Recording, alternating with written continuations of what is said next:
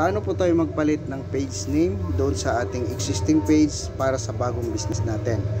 Ang una po natin gagawin ay mamaya magre-reply pa ating Facebook. Okay?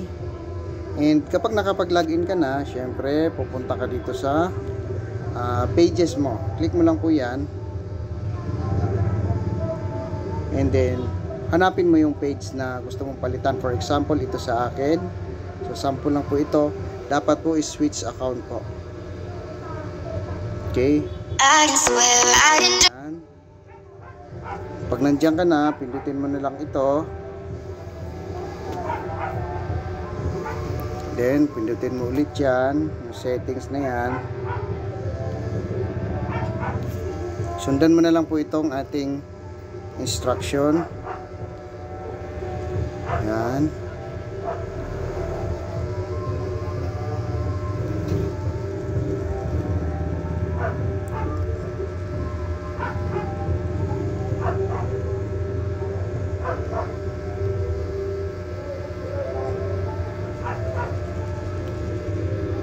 Click mo rin yan.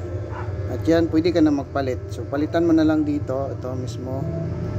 Pwede mo nang palitan ng page name yan. So, 60 days po tayo bago makapagpalit ulit ng page name natin.